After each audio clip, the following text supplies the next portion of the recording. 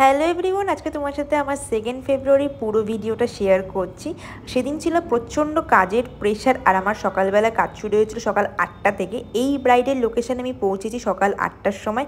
আর দিদির বৃদ্ধি লুকের একটা বুকিং ছিল আমার, তো সেই মতো করে কাজ শুরু করে দিয়েছি। এই যে আমার ফার্স্ট মর্নিং ব্রাইড, আর এই ভিডিওটা তোমরা আগেও দেখেছো আর তোমরা এই লুকটা খুব পছন্দও করেছো। তো চলো দিদির মুখ থেকে শুনে নিই দিদির কেমন লেগেছে। আমার তো পুরো সরস্বতী ঠাকুরের মতো দেখতে লাগছিল। পছন্দ হয়েছে তো? হ্যাঁ, খুব ভালো লাগছে। Thank you. Thank you. তারপর সেখান থেকে বেরিয়ে চলে গেলাম আমাদের সেকেন্ড লোকেশন বলতে যেখানে আমরা কাজ করতে যাব। আর সেদিনের লোকেশন ছিল রাজগঞ্জ। আর দেখো আমি বাসের সিট পাইনি, আমি পুরো দাঁড়িয়ে দাঁড়িয়ে চলে গেছিলাম, কারণ সেদিন এতটা প্রেশার ছিল, এক ফোঁটা সময় নষ্ট করা যাবে না। তো আমি বলছি যে দাঁড়িয়ে দাঁড়িয়ে চলে যাব, কোনো ব্যাপার না। তো যাই হোক আমি সেকেন্ড লোকেশনে পৌঁছে গেলাম। আর সেখানে ছিল আমাদের ব্রাইডাল মেহেন্দির বুকিং। এই নিয়ে আমার রাজগঞ্জে দুবার আসা। একবার এসেছিলাম আমি নেল এক্সটেনশন করতে, সেটাও আমি শেয়ার করেছিলাম। আর এই হলো আমার ব্রাইডাল মেহেন্দির জন্য।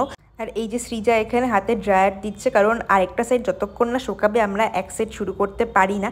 যাই হোক, তো ফাইনালি মেহেন্দিটা আমাদের কমপ্লিট হয়েছে। আর দিদির ছিল থিম মেহেন্দি। আর দিদি যেহেতু কলকাতার দিদি বিয়ে হচ্ছে, তার জন্য বলেছিল আমাকে কলকাতার থিমে মেহেন্দি করতে। তো সেই মতো করে যেরকম ছবি দেখিয়েছিল হাওড়া ব্রিজ, সেরকমভাবে করে দিয়েছি। সাথে ঘট, সানাই, তারপর মুকুট, টোপর, ফ্লাওয়ার, এসব মোটিভে আমরা করেছি কাজটা। তোমরা কিন্তু দেখে জানিও তোমাদের কেমন লেগেছে। আর তোমরা যদি কেউ জলপাইগুড়ি বাইরের লোকেশনে থেকে থাকো আর আমার কাছ থেকে আমি সার্ভিস নিতে চাও, তারা কিন্তু অবশ্যই কন্ট্যাক্ট করতে পারো। আর তারপর ওখান থেকে বেরিয়ে চলে গেলাম আমার থার্ড ভেন্যুতে। তো সেখানে আমার মেহেন্দি লুকের একটা বুকিং ছিল।